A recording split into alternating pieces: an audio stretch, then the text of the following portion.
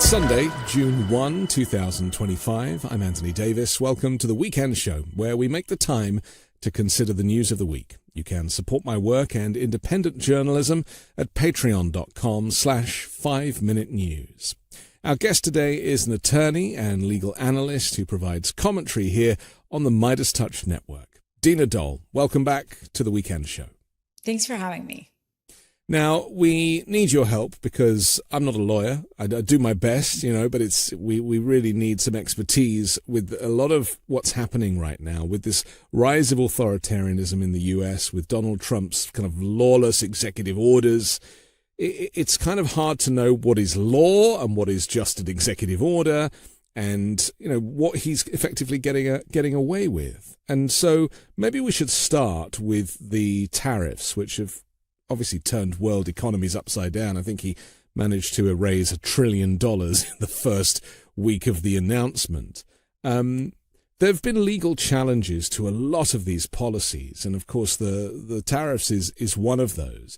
Maybe you can tell us a little bit about the initial case that, wasn't it the International Trade Association or something that put the initial appeal in? Yes. So as you say, there's multiple lawsuits regarding this, but the first kind of decision that we got was out of the International Trade Court. It's a court in New York. It was established there in the 80s. And that was when trade was more popular there, right? Before the rise of China. Kind of hard to believe, right? But it's here in Manhattan. It's kind of this nondescript building. And it's a court that, unless you're dealing with duties, you're an importer, exporter, you have nothing to do with this court, which is why if a lot of people haven't heard of it, that's why. But that is the exact place to file a lawsuit like this, because the question really is, did Trump have the power to impose tariffs? Because these companies are saying basically, you didn't have that power to impose it. This was unlawful imposition of the tariff. And the interesting thing about that case, well, it was the panel of judges. One was from Reagan, he used to be the chief of the court. That was a long time ago. You had judges from around, from multiple administrations, let's say, on this panel that made the decision. And the decision was not a temporary decision. We've seen a lot of decisions. Frankly, most of the decisions we've seen from Trump have been, administrative stays, a temporary restraining order, preliminary injunction, which is basically stop what you're doing for now until we decide the law. They actually decided the law. They granted the company's summary judgment motion, which means that we can decide this issue based on law, based on the facts as they are. It is so clear. There is no factual dispute here that would make a difference on the law. We don't need to go into a trial. And so they granted a summary judgment motion, basically telling Trump that he was unlawfully imposing these tariffs because this International Emergency Powers Act, Economic Powers Act, that he tried to say we had this emergency because of fentanyl, wasn't actually a basis for granting the tariffs, that Congress has power instead. And so the appeals court has agreed now that Trump's tariffs can remain in place, but this is pending an appeal hearing by the Trump regime. And it's the trade court that has ruled that the tariff regime was illegal in this, it's a bit of a kind of dramatic twist, really, isn't it? That, with Trump's controversial global trade policy, which his whole kind of economic platform was built upon, is actually potentially illegal. I mean, that's insane, isn't it? He didn't have any other mechanisms for bringing revenue into the Treasury. Certainly, he's reducing taxes on the wealthiest people who should be paying the most tax. And so really everything in terms of money coming into America hinges on these tariffs. Absolutely. And that is why the Constitution was written, to give Congress the power over this, because we see in real time how dangerous it is for a single person to have such power. And that's really what this judge was looking at. We saw even a second ruling by a district court judge, federal district court judge in DC, who also, this one gave just a preliminary injunction against two companies, not against, in favor of two companies who had sued, saying this is unlawful. And this was a preliminary injunction.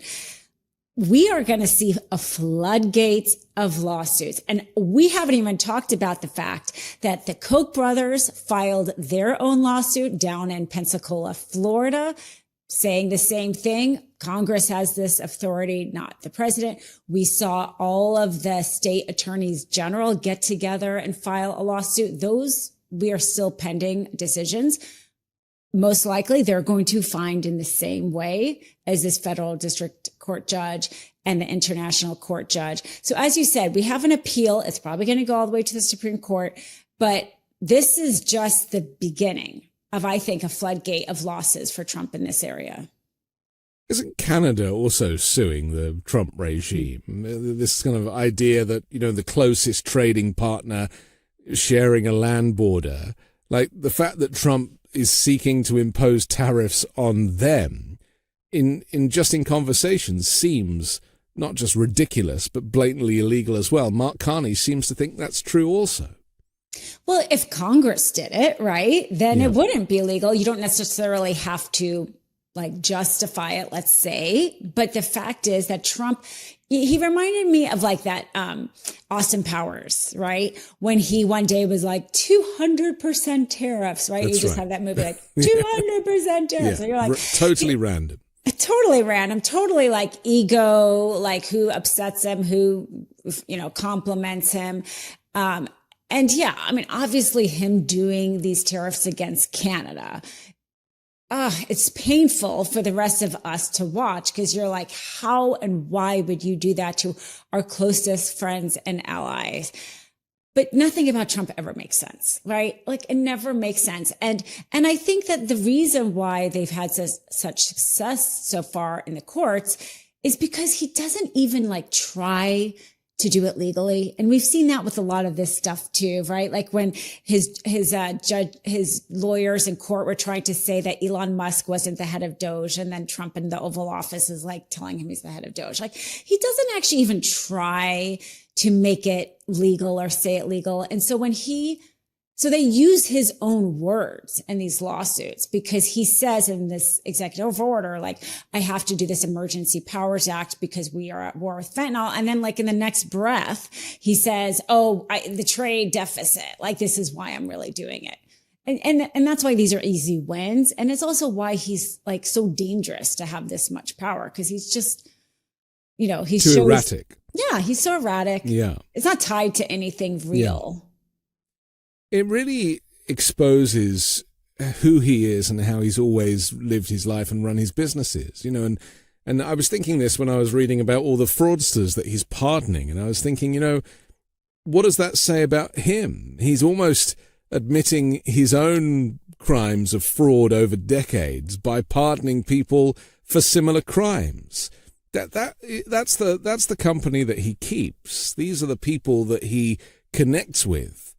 And, if I often say if Jeffrey Epstein was still alive, he'd be his best friend. I mean, this is just the type of people that he feels comfortable around, and dictators from foreign lands too, of course. You're so right on that. I think that's such a great example of you are the friends that you keep. Yeah. And I think we're seeing this time around him kind of taking his any pretext away, right? I mean, with him bringing in the white Afrikaners, on some pretext of a genocide, as he's deporting people or kidnapping people off the streets, right? Or people of color. There's no pretext anymore. Him pardoning the January 6th, him having that conversation with the former head of I just lost the name of their name, but he had the head of the January 6th person, just recently, right? And Mar-a-Lago, he keeps these people very close to him pardoning the fraudsters. Yeah, I don't know if this is a good thing for Americans, because people are seeing him for who he really is, or if this is the most dangerous time because he's not pretending anymore. I don't know what you think. Well, I think that some of his supporters get off on the fact that he's a grifter because it gives them license to grift also. And there's something, I mean, he always talks about Al Capone as being someone he looks up to. And that is just proof of how weird he really is. The late, great Al Capone or Hannibal Lecter. I mean, these are people that he reveres, whether they are real people from history or from fiction is kind of irrelevant. But I feel like I'm hoping that there are Americans who maybe voted for him who are starting to see that the whole thing was a confidence trick because he's done nothing for them. And everything that he is doing is for him and his wealthy friends. And I think that is starting to become obvious, even going as far as saying, things are going to be a little bit difficult for a time, but if you're a true patriot, then you'll weather that and, you'll be doing good for your country. I think you're so right. I mean, the fact they're not even trying, again, to explain this in a way to give people some hope and patience, right? You have the Commerce Secretary Ludwig out there saying, if you don't have your only a fraudster is going to care if they miss a security paycheck. He's out there in a talk saying, things have gone up by 10%. Have you noticed? Like, yes, people have noticed, right? And we are just starting. All of these retailers are talking about how they place holiday orders in May, and how it is a drastic reduction in what they are placing. There is going to be less things on the shelves and it's going to get more expensive. We haven't really even barely started that. And he's not really trying to prepare us for it. If anything, they kind of say like, what's the big deal? Like groceries are an old term. I'm like, I'm not sure if this is a winning argument here. I agree that we haven't yet seen the effects of the tariffs. I know that, the port of Los Angeles, one of the largest container ports for imports, is seeing a 35% drop in freight. And that is obviously going to have a knock-on effect once the warehouses and the food stocks and things have been run down. But he's going to have an excuse time and time again. And this is the thing I wanted to talk to you about because, when we talk about the fall of American democracy, some people just can't buy into it. They don't really believe that it's a thing. There is this, I guess it's kind of baked in American exceptionalism or naivety or call it whatever you want, that America will always, maintain its freedom and all of those things that the marketing campaign celebrates.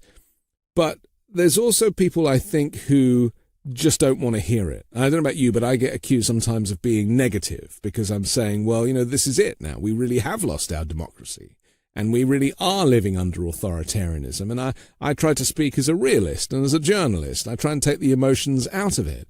But I think emotionally that is very hard for a lot of Americans to handle. Would you say that it's more important for us to actually be realistic with our language? Because I'm not hearing it in the corporate mainstream media. They're just carrying on I always say it's like authoritarianism is inconvenient to the TV networks. Well, I definitely think legacy media is doing a very bad job covering what's happening to our democracy. I mean, the whole attack on North Carolina, the Department of Justice suing North Carolina purge voters. I just did a video on that on MeidasTouch. Crickets, right? In the news about that. That is very important to our democracy. Thank goodness, right, for podcasts like yours that, because it's true. And the holiday time when there's left stuff on the shelves, it's going to be 6 or so months. Who knows what in the world is going to happen then? Trump is going to blame that thing. And it's going to be up to you and other people in this independent media to connect it and say, no, it's not because of some ship perhaps that got stuck 2 weeks ago. It's because of the tariffs 6 months ago. He is going to find another excuse and we're going to have to keep him to the fire. But the thing is about this country is I think that we have been flawed since the beginning. And I think that's important to remember. It's not as if we had a perfect union and then Trump came in and threw a grenade at it. The fact is, the reason why we have oligarchs that run our country is because our founders, a lot of them were oligarchs, and they did not protect us from that because they didn't see the problem. And I honestly think that's what's coming out now. And being a woman in this country, I only had a right to vote not that long ago in the scheme of history. Black Americans, their right to vote was really not, enshrined or protected. Segregation. I mean, Jim Crow laws are barely like a blink in our history.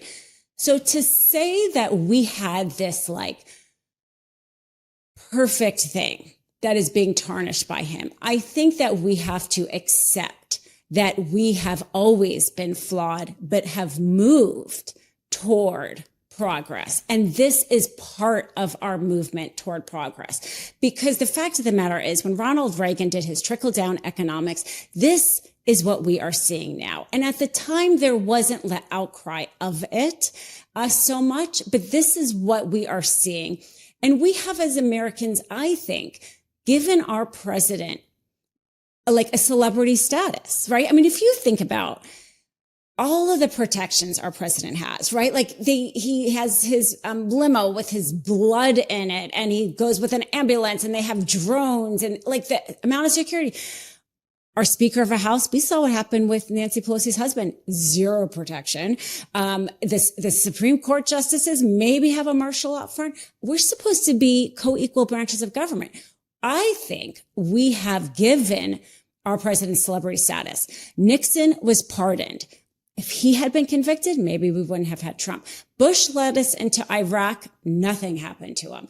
So I think that there's a few things that we have to grapple with as Americans. One, we have allowed oligarchs to always control our country. We need to get money out of politics. Two, we have given a lot more deference to our president than countries around the world give to their prime ministers. And we have to really grapple with that. And what do we do? But this is our moment, right? Trump makes it very obvious, I think, the flaws that were already existing.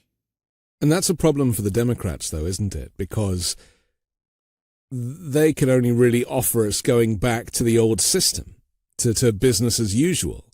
And that system is gone now. I mean, I don't think people realize that the changes that Trump is making to the public sector and also to our agencies and USAID and the whole system of governance is basically being deconstructed, as was planned in Project 2025. You can't rebuild it. I mean, it took hundreds of years, right? Decades and decades to build these institutions in the first place. It's very easy to smash them up and break them down. And so it's kind of left this vacuum of opposition. There isn't really an opposition. We have some factions. We have AOC and Bernie touring the country and getting good crowds, but they haven't created their own political party. And let's not forget, he's an independent. So what is missing? Because that, as I feel it, and obviously I come from a country that has a parliamentary system where you have the kind of toing and froing, and that doesn't exist here. We don't even have debate, really. And so there is an opportunity, as I see it, for something really very exciting to happen and to grow. And we feel it here on the MeidasTouch network, obviously, with so many people connecting and who are activated and who are, making their voices heard. But how does that kind of push into politics? Well, I think to your point that, Democrats should pay attention to the rallies of Bernie Sanders and AOC. For them to have gotten those kind of numbers completely just organically. Yeah. Again, I think legacy media barely touched on it. I think that is so important. I'm actually a delegate to the California Democratic Party, and we have our convention. This weekend actually is our convention, and we are voting on our party leaders. And this is not an endorsement convention that's coming up, but people are already starting to run for the primaries.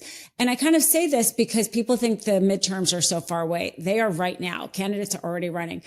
And it's going to be like, we think of it all on a national level, but it's actually deconstructed to state by state. And there is a fight among the delegates at every state now.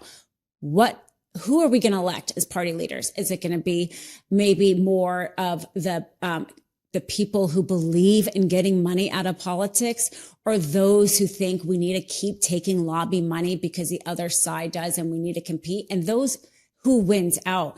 And it's going to be those smaller elections that translate, because I think people are done with the business as usual, like the Schumers, the Hakeem Jeffries, like done. And, but if the party leaders are not willing to kind of get behind and endorse and put their party money behind new candidates, and it's never going to happen. So I would really, for anybody out there who feels like the problem is so large, like, you have to be like the head of the DNC. It's not actually how it is. Anybody out there can run for delegate for their area. And they can help elect party leaders. They can get involved in their Democratic clubs and make their voice known. It's actually at these local levels that the fight for our party is happening.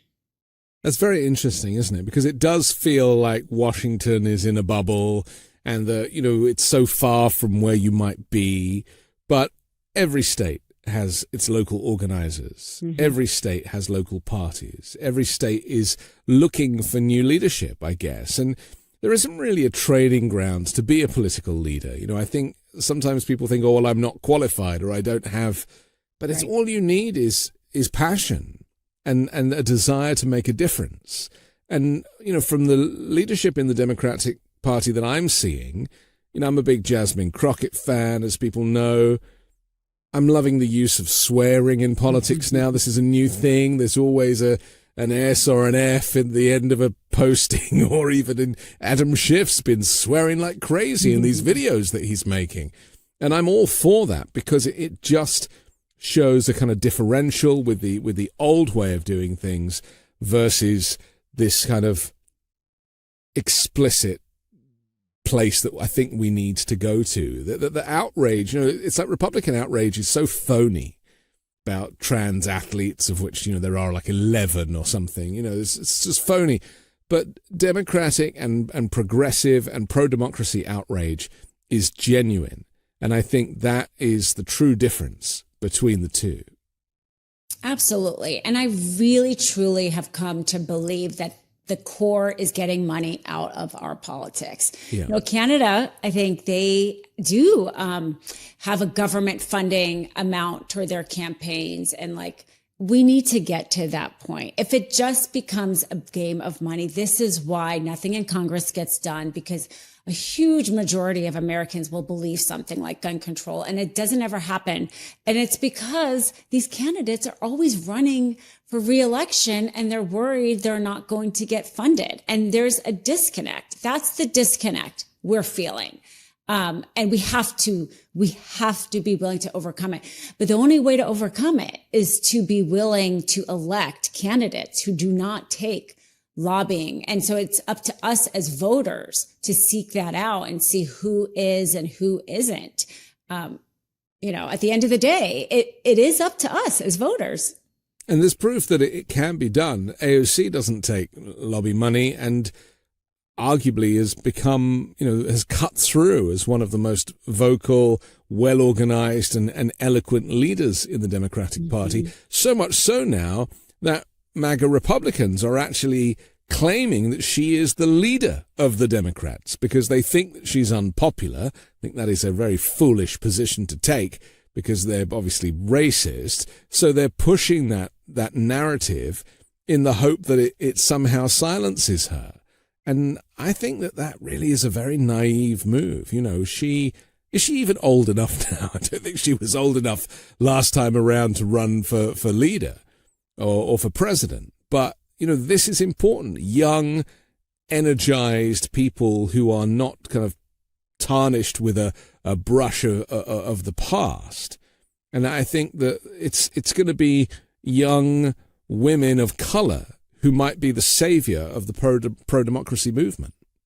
I've had a lot of people say to me, oh, you know, we have to make sure our next presidential candidate is like male, right? Or, you know, they're so worried because of what happened.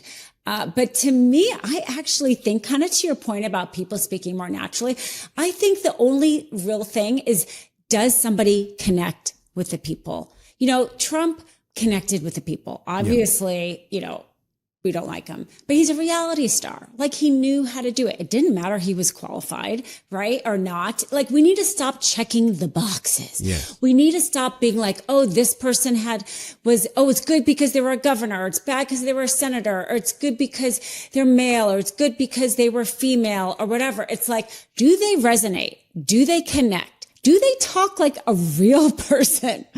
Yes or no? I actually think, honestly, at the end of the day, we need to start seeing it in that lens.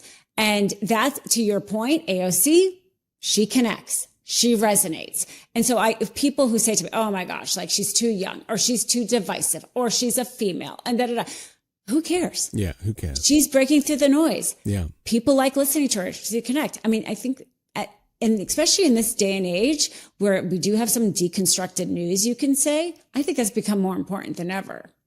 Agreed. And arguably Kamala Harris had a lot of that going for her too. She just had too many handlers, and that kind of restricted her, you know, of what she could and couldn't say. And it became very difficult to be natural in those environments. Listen, we have to take a quick break, but I want to come back and talk about the guardrails that are supposed to kind of protect us from an authoritarian fascist regime that seem to have fallen by the wayside. We'll do that next here on The Weekend Show.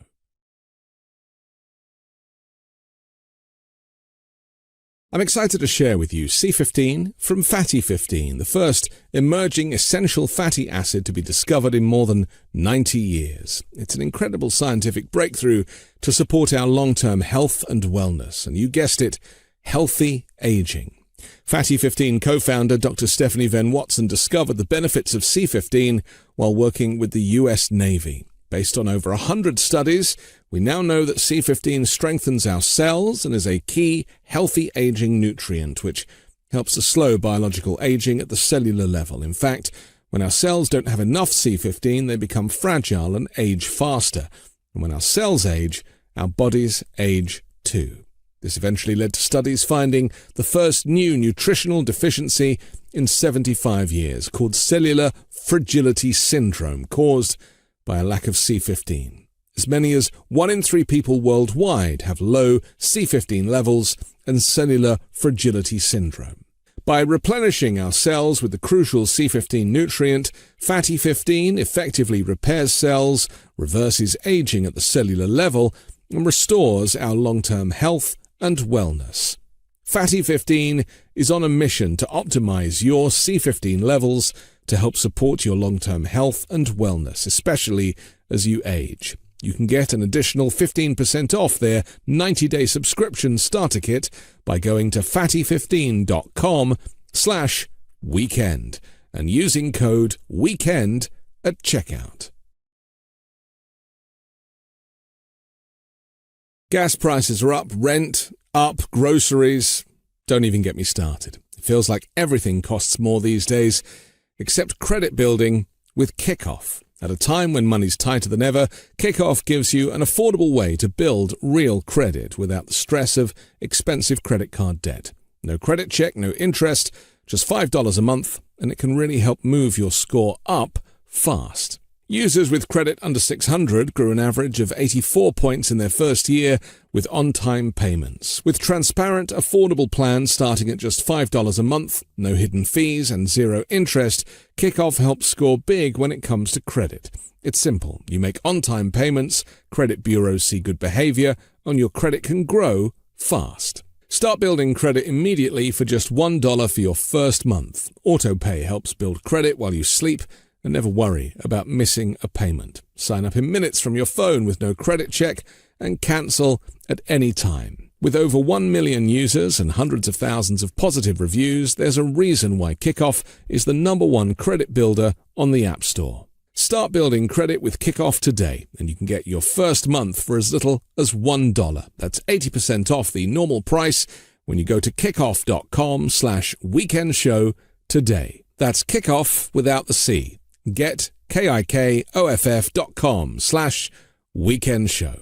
Must sign up via getkickoff.com/weekendshow to activate offer. Offer applies to new Kickoff customers first month only, subject to approval. Offer subject to change. Average first year credit score impact of plus 84 points. Vantage score 3.0 between January 2023 and January 2024 for Kickoff credit account users who started with a score below 600, who paid on time and who had no delinquencies or collections added to their credit profile during the period.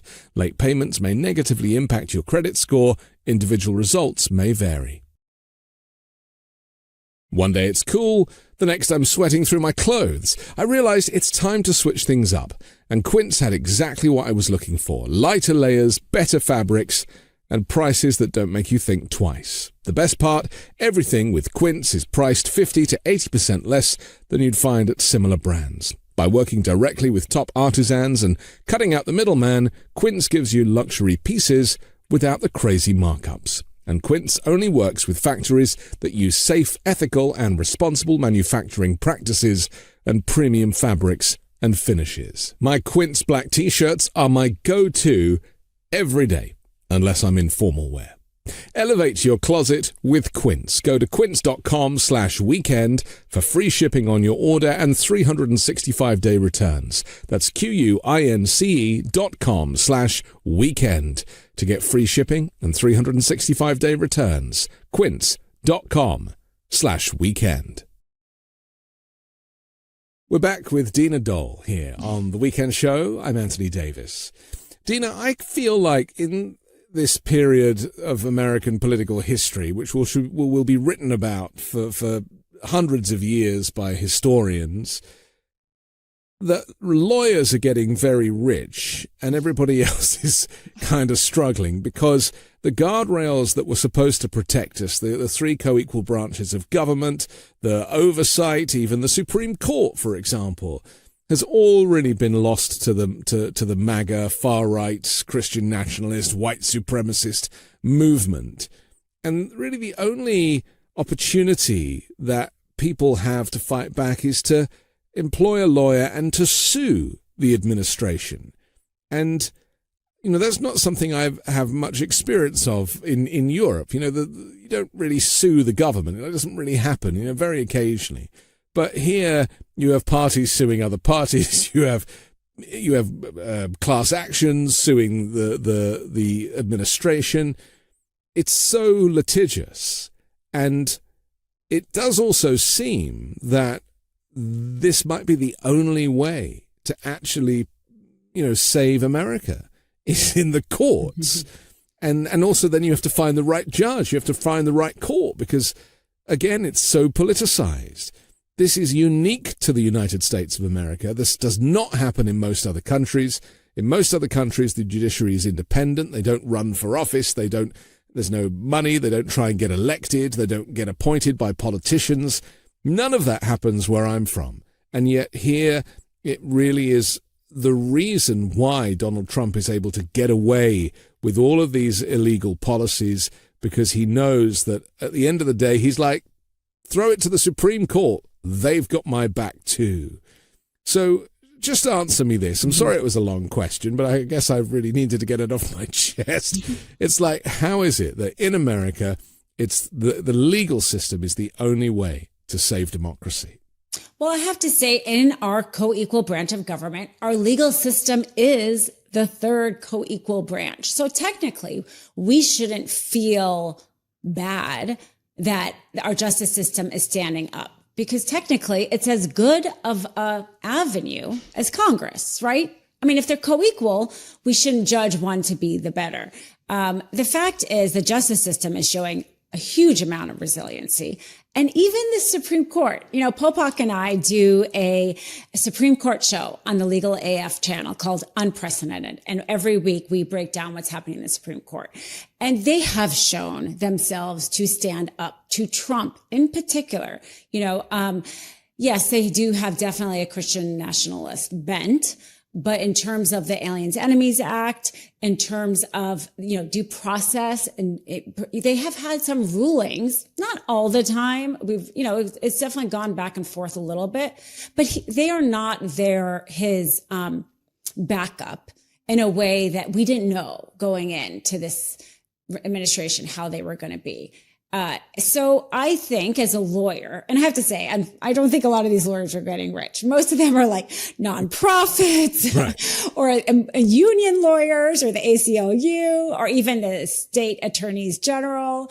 These are not, probably a lot of them are doing it pro bono Well, that's good to know. Yeah. But this is an important, way for us to protect our laws. Again, kind of I said earlier, he's doing it in such an unlawful way. He's getting a lot of wins.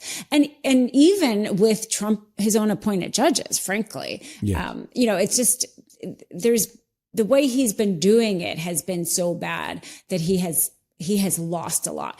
And maybe he doesn't even care. I think sometimes he's just like wants to do the thing so he can say he did the thing and then be like, oh, they stopped me, but thankfully they have been stopping them. So I'm hopeful that, like, to your point earlier about like, how can our democracy survive it? I think the fact that our judges are willing to do things even knowing that the president of the United States is going to bash them and harass them and troll them on social media, they still are doing the right thing for the most part. We're going to get some losses, but that's also the legal system and the law. You're not going to win every time. He's also arresting judges as well. This is something that we should probably mention at this point and this is for the people that don't quite acknowledge or maybe accept that we have fallen to fascism. And that is that when you arrest judges, Hannah Dugan is who I'm referencing here, who she was hearing an immigration case, I think, and then she allowed the individual to exit via the jury door, and ICE officials were kind of waiting for this person. And this is something that the ICE people are now doing, is they're actually going to immigration hearings and staking them out and waiting for either the case to be thrown out or for it to be postponed, and then they're pouncing and making arrests. And this is the stuff of 1930s Nazi Germany, and it's happening here. It's actually real. And so, where are the protections there? Where does the judiciary sit when it comes to Trump undermining it by sending ICE agents in? Because this really is an opportunity for him to take advantage of basically being in charge of all these branches. He's got Congress, he's got the Senate, he's got the White House, and with Pam Bondi under his wing, he's got the judiciary too. Well, it is a really dangerous thing for him to co-opt the Department of Justice. I mean, that is not like anything we've seen, because it's a huge power, a huge weight of the government, our Department of Justice. But at the same time, it is difficult to ever, as you said, I do think that's shows like a fascist intent or act by arresting a judge. But he doesn't control all of the components of that process, because that judge is going to get due process, is going to get her day in court, may get this indictment dismissed entirely, can have a jury trial, can convince a jury that this was a pretext, And so even if Trump controls the ability to bring an indictment, he still doesn't control the judge who decides what evidence to be admitted and not. Do you have enough to dismiss it? He doesn't control the 12 jurors who are on there. And that's our built-in safeguards. And that is, as a lawyer, I have to rely on. I mean, we just saw that judge who eviscerated Lena Haba, right? Who was trying to indict that congresswoman. That is the part that it's in these small moments that we're going to have the resiliency. It's in the, yes, he can control Alina Haba. He can control the indictment, but not all the other factors. And same with the orders that he puts, maybe bringing back somebody or sending somebody away. There's going to be a point where the kind of career officials are going to be where the resiliency is, because Trump may say something, but people are going to want to, I think, people are self-interested at the end of the day. How much do they want to carry out an illegal order and then hope they get a pardon from him? It's in the smaller details that makes it harder for our country to become a truly authoritarian, because it's so deconstructed. That's where the resiliency is. Because of these media ecosystems, though, people are not going to know that Trump is losing in court. And that's something I'm very conscious of too. I try and watch the far-right media, get a sense of what it is that they are informing their viewers and listeners with. And the narrative is completely different from the reality. And so you saying that Hannah Dugan will get her day in court, or Kilmar Abrego Garcia will eventually, get his hearing and be allowed back into the US, despite the fact that the Supreme Court has said that Trump should be facilitating that. But the people who support Trump are not hearing any of that stuff. They are, it's like they time shift things, or they shorten sentences, totally controlling the narrative, no different to how Putin does in Russia, or how Orban does in Hungary. And again, this is why, I call it ringing the authoritarian bell, because I sometimes think people don't realize that this is authoritarianism. This is what it looks like. This is how it feels. Do you get a sense, as I do, that the media that is again controlled by Trump, so many channels now, it's not just Fox, dozens of these networks are cropping up, and as well as on social media.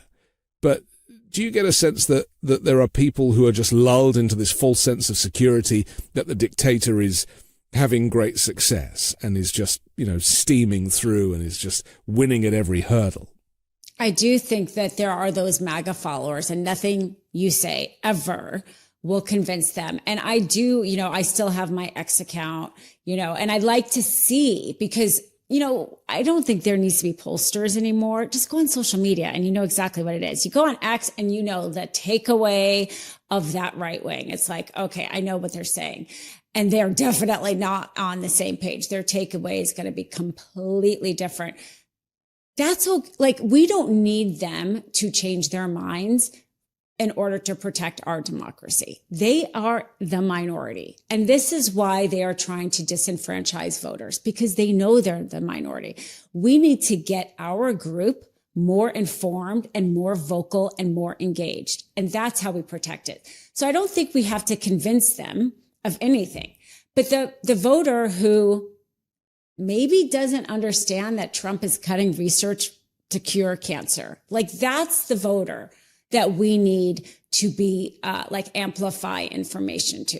The ones who are interested in actual real facts, and maybe just hasn't heard those facts from CNN, because CNN is constantly talking about the jet and not the fact that the person who was just diagnosed with cancer has their clinical trial canceled. But if we talk about that, that's how I think we protect our democracy, is informing the people who are open to that kind of information. You talk about voter disenfranchisement. I mean, a lot of our post-election analysis has identified that voter suppression played a huge part in Trump's success at the ballot box. The purging of voters, voter rolls, Georgia, 60 new bills, kind of anti-voting bills, even things like stopping people from eating and drinking in line, or reducing the number of polling places. All of these things that are helping Donald Trump either get elected or stay in office.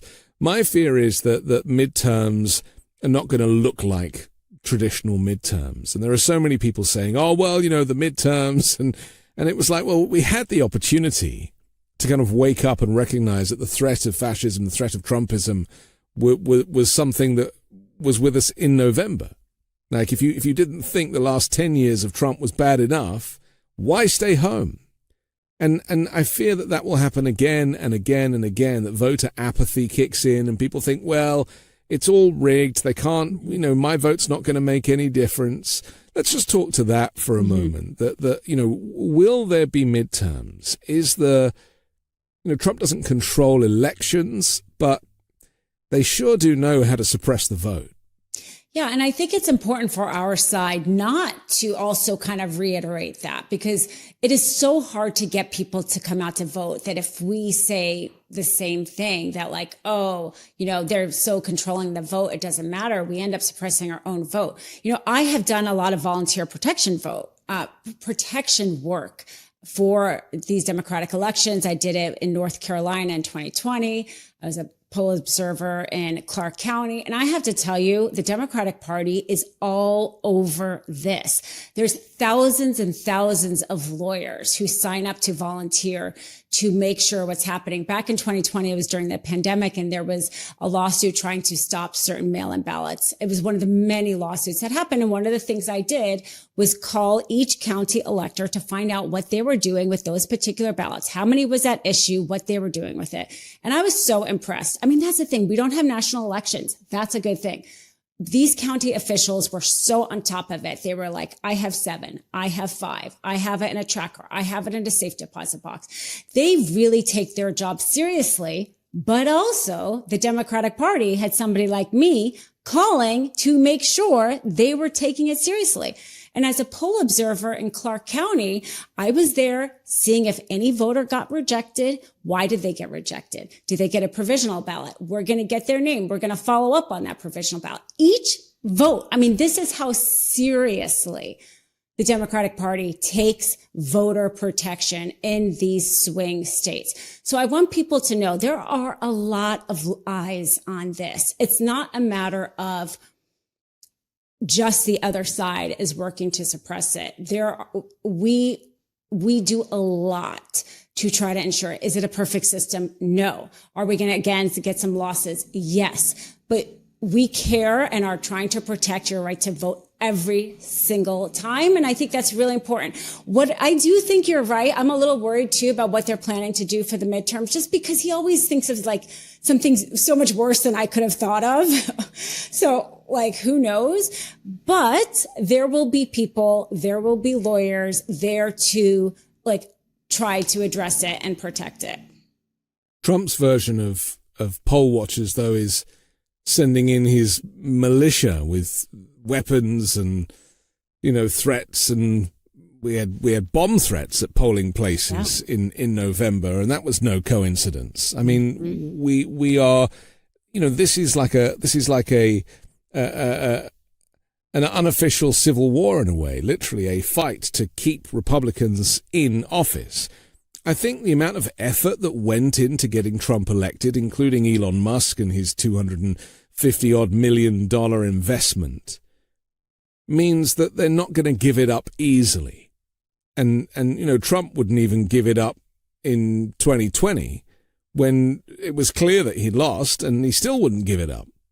So, for them, I think muddying the messaging, muddying the process, they're just not to be trusted. And that really is the thing, isn't it? It's so hard to kind of try and play by the rules when you're dealing with a party that threw the rule book out the window years ago. Mm-hmm. It's true. But even within that, like to your point, like at this polling place I was at, there was like a truck in the parking lot with like the flags, and, you're not allowed to wear any campaign gear past the 100-yard line going into the polling place. And some people were wearing MAGA hats. And so I reported it. Like they are going to try to do things. And there are people there who are going to try to rein them in. That's kind of really the message I want to say, that they will do more things, but there's lawyers, Mark Ellis, he's like nonstop, protecting lawsuit. We're there, and the laws are on our side. The numbers are on our side. We just have to keep doing what we're doing and not let them derail us into that. I think we have to really keep having people have confidence in our elections and just doing that work that maybe isn't as sexy or getting as much attention. But it is those, again, interestingly enough, it's in the details. It is in those details, MAGA hat by MAGA hat. That's how we protect our elections. So we have Mark Elias, we have the ACLU, we have these kind of groups that have come together that are doing the legal work. Mm-hmm. And it's hard work. And, they get knocked back quite a lot, but, they just keep getting back up and trying again. And that is admirable. And that is, I'm very kind of proud of that movement.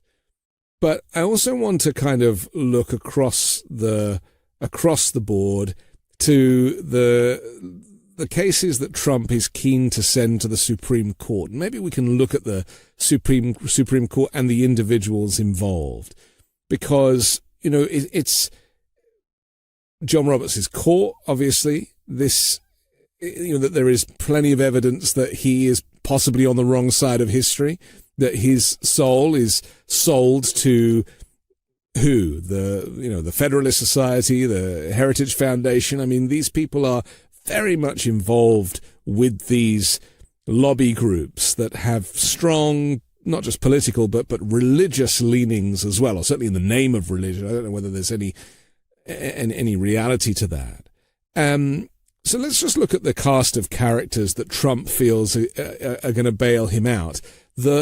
Clarence Thomas is an interesting character, isn't he? Because, his wife is an alleged insurrectionist. Yeah. She herself, Ginny Thomas, was there on January 6th at the U.S. Capitol and has kind of refused to really give evidence or take part in the January 6th investigation. Clearly she knows too much. And he's obviously taken all of these bribes from Harlan Crow. We've read about all that stuff. And it's deceptive with Clarence Thomas because he's a black man. And so you would think that he would, be a little more progressive in some ways, but actually he's far more conservative than the white people on the court. Absolutely. Like I said, we talk about the Supreme Court all the time. I mean, Alito and Thomas are probably for sure, the most conservative. You always know how they're going to rule. And that latest Aliens Enemy Act was 7-2. Thomas and Alito were there. Chief Justice Roberts, I have to say, is not the worst person on the court. I mean, he's for sure a Heritage Foundation pick, but he has made some rulings. As Chief Justice, he knows that he has to protect the court, and he has made some decisions that have, like Obamacare, right? He voted to save it. I do not know if he personally had believed in the law of saving it, but they had just done Bush v. Gore, handing the election to Bush. He realized, they just done Citizens United. That was the one. They just done Citizens United. He realized he had to have a little give and take. Also, he was the one, we think, who just allowed for the tie. With that court, the decision that just came out, there was they were going to fund a Christian charter school out of taxpayer dollars. And it was a 4-4 tie. And he really was the tiebreaker. Not the tiebreaker, the one that allowed for the tie. And I believe because he doesn't want to take it so far to break the court. So if I had my cast of characters of villains, he's not actually on the top. Justice Thomas and Alito, so predictable. Kavanaugh doesn't seem to have any overriding legal philosophy. He kind of states' rights when he cares, federalist rights when he cares. He just wants the outcome he wants. Gorsuch sometimes can have a little bit more consistency with his rulings. At least he did protect sexual harassment in the workplace. He thought included people that were gay, and that was so sometimes he could be a little bit outside the box. And Justice Amy Coney Barrett is certainly showing herself to be more of a swing vote. She's become the wild card, hasn't she? Yeah, she's become the wild card. So that would be how I would place them. And one thing, since we're talking about the Supreme Court, and this is maybe a little bit of a controversial view, but because I've looked at the Supreme Court so much, everyone likes to blame the Supreme Court for giving Trump immunity. But the fact is, they didn't give him absolute immunity on everything. They gave him absolute immunity on Article 2 powers, which frankly, the two lawyers who argued in the oral argument in front of the Supreme Court both agreed that he should have Article 2 immunity. They gave him what you would call qualified immunity on the rest of the presidential actions. Jack Smith was able to refile. He convened a grand jury and refiled a whole indictment solely on the actions that Trump didn't have immunity for. If it wasn't for the fact that Merrick Garland, and Jack Smith filed this so late, we would have had a trial. So I think we have to just take it a little bit in context. It's not because of the Supreme Court that he does not have full immunity. They did not give him full immunity. We could have had a federal trial and he could have been convicted if we had had more time. And that I just think is important for us, when we are kind of like, we don't want to be like Trump, where it's like every decision, we're like, oh, the judges are horrible, because we may all disagree on the Article 2 immunity part. But the fact is, he did not have absolute immunity on all actions. He could be prosecuted for presidential action today, and I think that's an important distinction that we should remember and not just have it be like a blanket decision. The problem is, though, that he behaves as if he has full blanket immunity, and he has read it to be different to what was written. And, he is truly lawless now. It has really kind of opened the floodgates to, 100 executive orders. He doesn't even know what he's signing half the time. They have to read them to him. Mm-hmm. And so this is the danger of having somebody who is so power hungry, who's so keen to kind of not even be on Mount Rushmore. I think he wants to be on a new, he wants a new kind of bust of himself with Putin and with Kim Jong and with Xi Jinping. That's where he sees himself. And it's almost as if he's showing off to these other dictators to see how much he can get away with. Mm-hmm. We have to take another quick break, but I want to come back and flesh this out a little more when it comes to Trump ignoring judicial rulings and what that means for a constitutional crisis. We'll do that next here on The Weekend Show. If you've ever searched your own name or address in Google, it's shocking to find how many results have your personal information. And it's not by chance. Data brokers and people search sites collect your personal information, your name, address, phone number, financial information, income, and hundreds of other records. They sell and share it publicly without your consent. But Incogni is here to put an end to that. It hunts down these unethical sites and gets your information removed from the places that expose your private data. You don't have to email anyone, fill out any forms, or jump through hoops. They handle the entire process for you.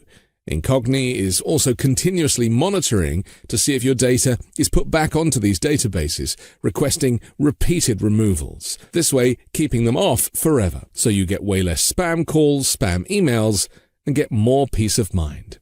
And best of all, you can cancel any time, and they offer a 30-day money-back guarantee, so you can get it completely risk-free. Right now, you can get 60% off an annual plan by going to incogni.com and use code WEEKEND. That's incogni.com/weekend and use code WEEKEND at checkout. Take your personal data back with Incogni. Get 60% off an annual plan at incogni.com/weekend and use code WEEKEND at checkout. When you start a podcast, it seems like you have to figure it out all by yourself. Scripts, setup, filming schedule, logos. It can be super overwhelming, and every day seems to introduce a new decision that needs an answer. When you're starting off with something new, it seems like your to-do list keeps growing every day with new tasks, and that list can start to begin to overrun your life. So finding the right tool that not only helps you out, but simplifies everything can be such a game changer. And for millions of businesses, that tool is Shopify. Shopify is the e-commerce platform behind millions of businesses around the world, and 10% of all e-commerce in the US, from household names like Mattel and Gymshark to brands just getting started. You can get started with your own design studio with hundreds of ready-to-use templates. Shopify helps you build a beautiful online store to match your brand's style. Accelerate your content creation. Shopify is packed with helpful AI tools that write product descriptions, page headlines, and even enhance your product photography. Get the word out like you have a marketing team behind you. Easily create email and social media campaigns wherever your customers are scrolling or strolling. And best yet, Shopify is your commerce expert with world-class expertise in everything from managing inventory to international shipping to processing returns and beyond. If you're ready to sell, you're ready for Shopify. Turn your big business idea into with Shopify on your side. Sign up for your $1 per month trial and start selling today at shopify.com/weekend. Go to shopify.com/weekend. Shopify.com/weekend. Welcome back to The Weekend Show. I'm Anthony Davis. We're joined by Dina Doll. Dina, the phrase constitutional crisis gets bandied around. Many legal scholars have said that we have passed that point now. It's the point at which, and correct me if I'm wrong, but the point at which the executive ignores judicial rulings puts us into that constitutional crisis. And there's a few variables, I presume, but how do you see it? Do you feel like we have kind of crossed that line already? I think that once the Supreme Court made their decisions and then Trump decided not to follow the lower courts, that to me was when we got into a constitutional crisis. I do think that's the right description for it. And as a result, these judges are either, thinking about opening up criminal contempt proceedings into the officials who violated his order, because it's not Trump, it's the actual official, right, who let the plane go or, didn't carry out what they were supposed to carry out. So I think it's important to always distinguish between what Trump says in public and what they are doing in court. Just like how we want his followers to do, right? Don't pay attention to what he says about the tariffs. Pay attention to what's actually on the grocery store. Right. And I think for us, we need to do the same thing. If he's in the Oval Office and says, these judges are awful, I'm going to impeach them, I'm not going to follow them, but yet in court, they do follow it and they don't actually try to impeach him, then that's what's important. Like, we also have to, I think, block out some of his noise. And so on the one hand, it's like unprecedented to have 3 different judges want to start a criminal contempt proceeding because of violating of orders. But the fact is we have, that they're just starting that process. That's going to be a little bit of a lengthy process because they get due process. We have to see how that plays out, right? And if the officials come in like they're supposed to come in and they sit for witness testimony like they're supposed to sit for witness testimony, and all of that plays out, then the crisis isn't quite maybe what we thought. But if they get to a point where they're like, oh no, like we're not even going to listen to that judge, we're not going to testify, we're not going to file the affidavit, we're not going to give you that information, then that becomes, I think, more of a crisis. So I think it's almost like TBD. Watch what happens in court rather than what he says. And we're going to see how bad this is, or how much of it is just talk and they end up doing what the judges tell them to do. The other problem, though, is it's not just him, is it? I mean, arguably Trump is 50% of the time checked out. He's either golfing or he's holding dinners at Mar-a-Lago and, having others curry favor by paying top dollar to come and join him. And I mean, he really is on his own trajectory as a kind of wannabe dictator. And I'm sure if you were to no one's really done it yet, but if you were to kind of actually put that dictator concept in front of him, I think he'd probably be quite proud of it. You know, it's not something he would want to distance himself from. But the other people that are facilitating a lot of this far right, white supremacist policy, Stephen Miller, for example, who is his kind of effectively his policy maker, who kind of is with him all the time and is whispering in his ear. We've seen Stephen Miller come out a few times. Is he a lawyer or not? I can't remember. I think he claims to be in infomercials. I'm not sure if he actually is, but he comes out and he tries to rewrite the law in front of the cameras and kind of make points that I've heard from people like yourself and Popok just simply not, it's just not true. But again, their messaging is so good. You know, they really are well organized, well messaged.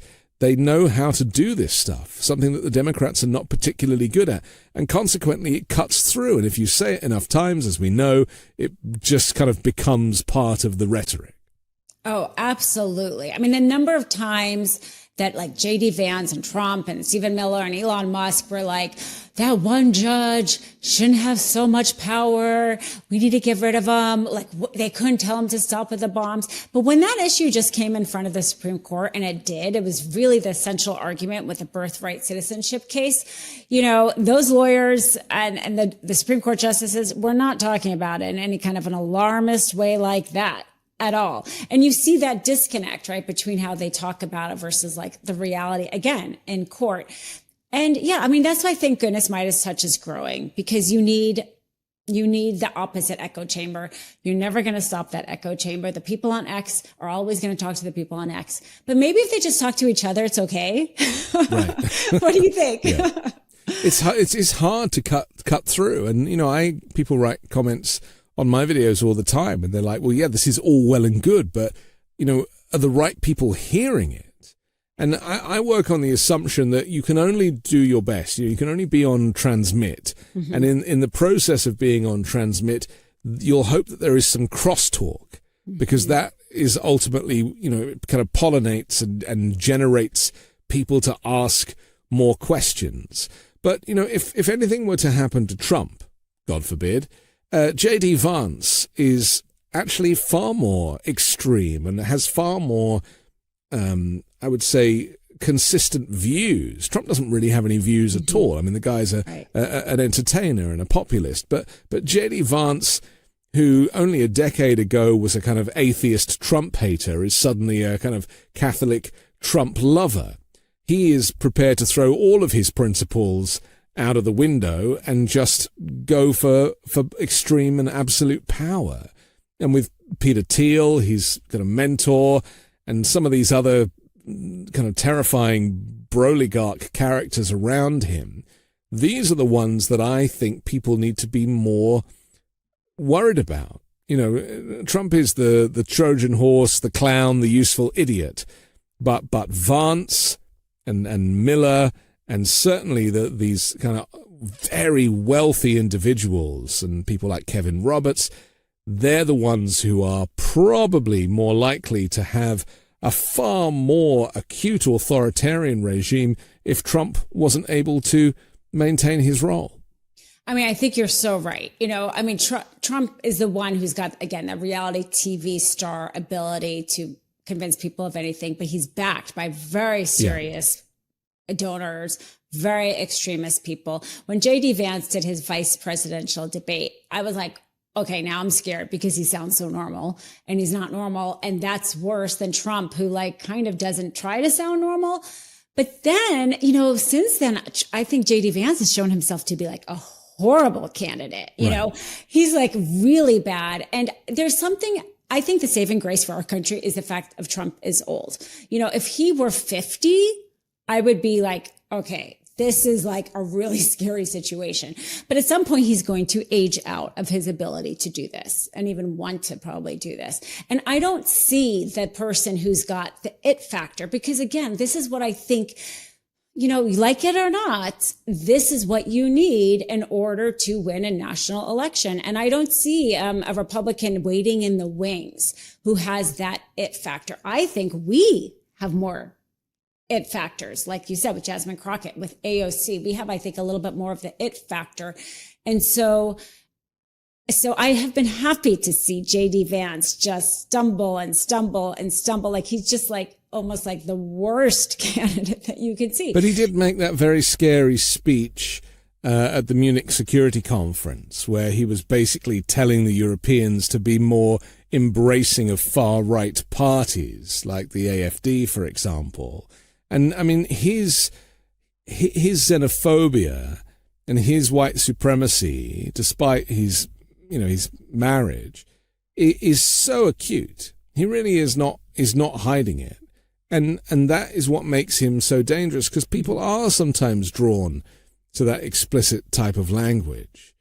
So, I don't know, I just feel like I don't think Trump is going to expire. I think that they'll just prop him up, even though he's clearly dementing and is talking gibberish, because he is their meal ticket, because he has that very popular appeal with so many, that it's almost as if they're using him as a human shield, and will kind of just, a bit like Nancy did with Ron, just through the Alzheimer's years, just kind of was there as a kind of full-time carer so that he could just get the job done. Yeah, I think that is their only bet. Right. Yeah. I mean, Ron DeSantis basically is done. He's done. Yeah. The Texas governor, not interesting. JD Vance, I think, looks foolish pretty much, although he's scary. I give you that. He's kind of a foolish campaigner. There's nobody out there who I see yet who can really be, who could take over that ability to convince people like Trump. But you're right. I mean, I think that's why some of this is going to be like, how does he age? I mean, we know the reality of aging is a reality. He's not young. Yeah. It feels like a lifetime, and it will be a lifetime for him too, right? 2028. Yeah. But he's got so much done in 4 or 5 months of this presidency.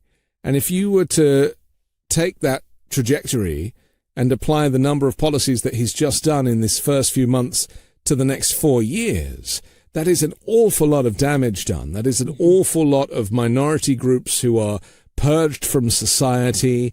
I mean, I am of the opinion that they'll go after mixed marriage, they'll go after gay marriage, they'll probably go after Jewish people eventually. They're using this kind of weird anti-Semitism excuse to go after universities at the moment. That this is the most anti-Semitic administration in history, and yet they're using anti-Semitism as an excuse to try and deport individuals. And all the while, America is diminished in its quality because it's not doing the research, doesn't have the foreign students, doesn't have that kind of collection of different thinkers and an exchange of ideas.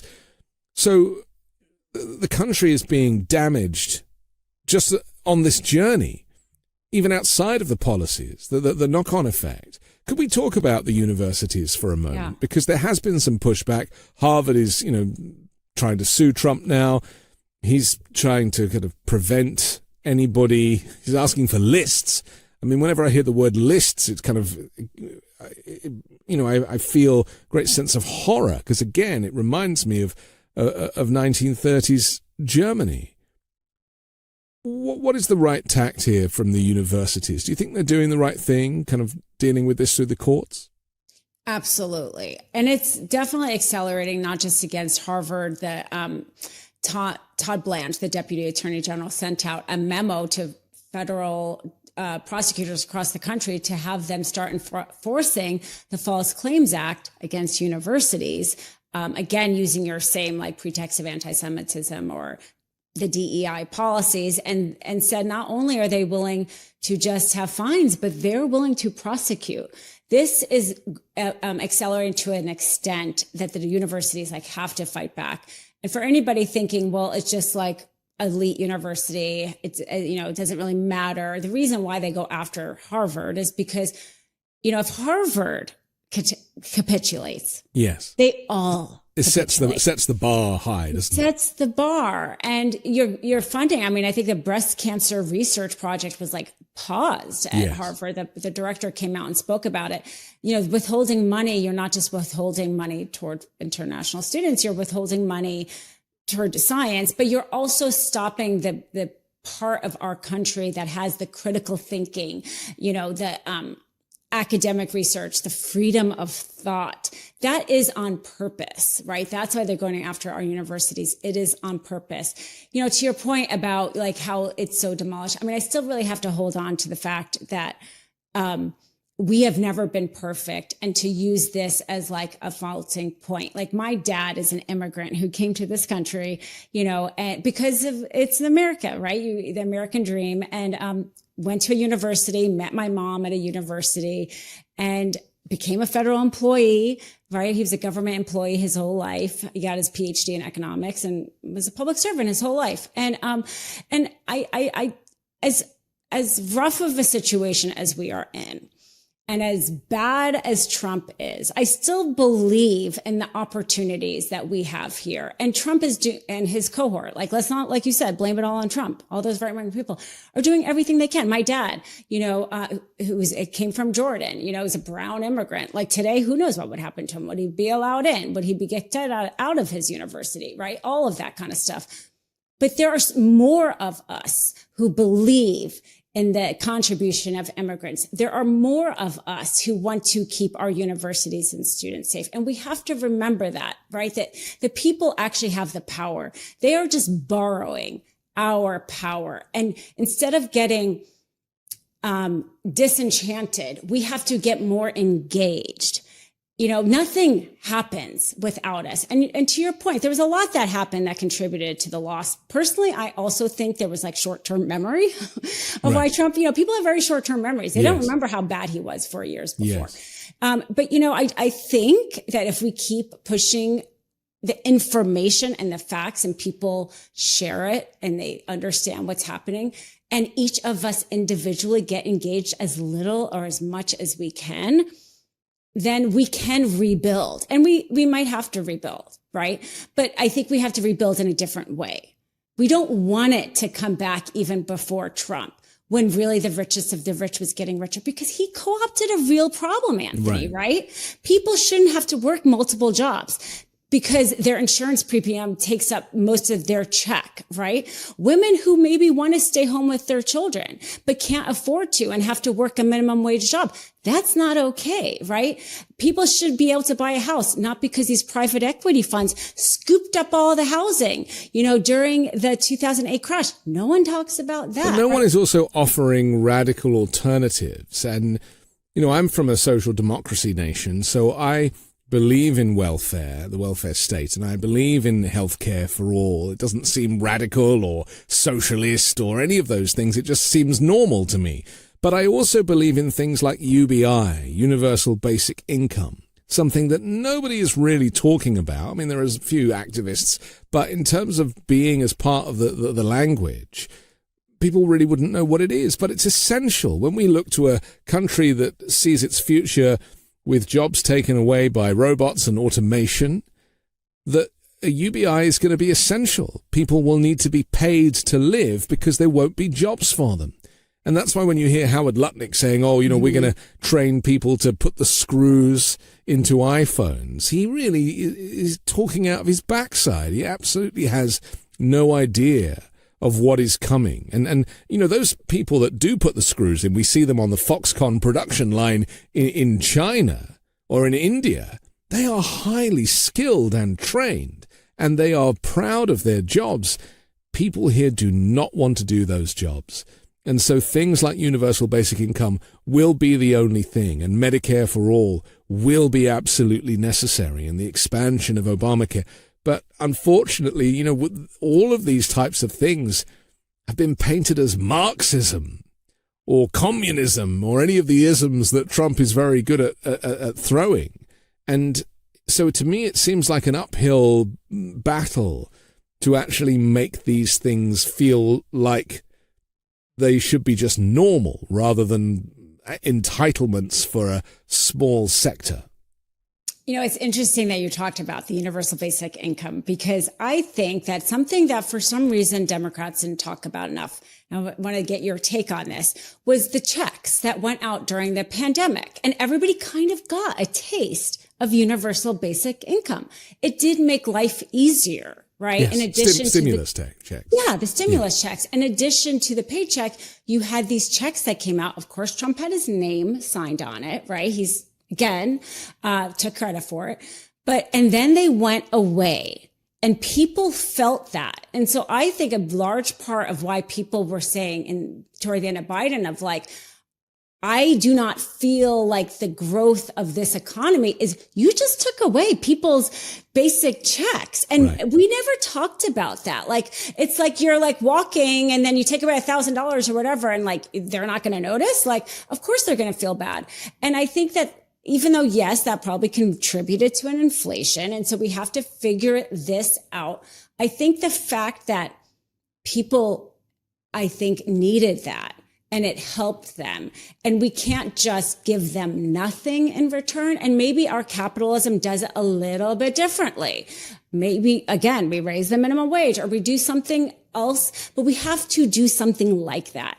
And like, as a mom, like I took time off. I think I mentioned in the beginning, to stay with my kids. And I feel like it was a privilege that every parent should have, a mother or father. And when we talk so much, again, the Democrats talk a lot about childcare and paying for childcare. But what about if that mom doesn't want, like some mom might want a career, but some mom might not want to go to Walmart and pay a childcare. They might want to stay with their homes. And we don't talk about that as Democrats either. Like, to your point, like, let's make it easier for people to live. And I think we saw with those stimulus checks that people need something like that. And we just acted like it was fine when it went away. And I think instead it really, people noticed it and we're not like filling that gap that was left. I often use maternity pay as a kind of an example of where America sits around the world for these types of things. Interestingly, Bulgaria, I think, offers one of the most generous maternity leave policies. You get like 58 weeks of paid leave at a 90% salary. And Canada does 16 weeks of paid leave at 49%.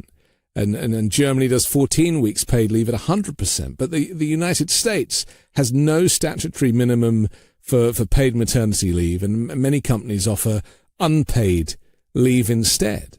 And I mean, it's not complicated. Mm-hmm. And in fact, in the UK, where I'm from, they will give paternity leave as well. That if mum is off and maybe gets, almost, I think 9-10 months of maternity leave, then dad should be entitled to a few months too of paid leave.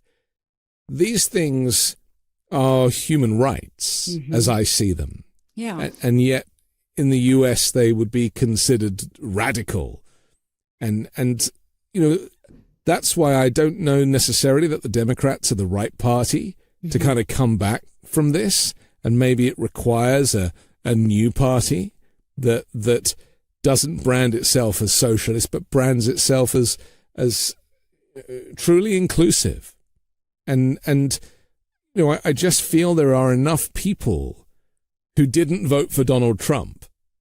The majority, we should remind everybody, 330 million Americans, 70 odd million people voted for Trump. That leaves a large swathe of potential voters who really care about inclusivity, diversity, equity, maternity, mm-hmm. rights, civil rights, human rights, and gay rights, women's rights. I mean, it should be the party of rights that beats mm-hmm. Donald Trump. Mm-hmm.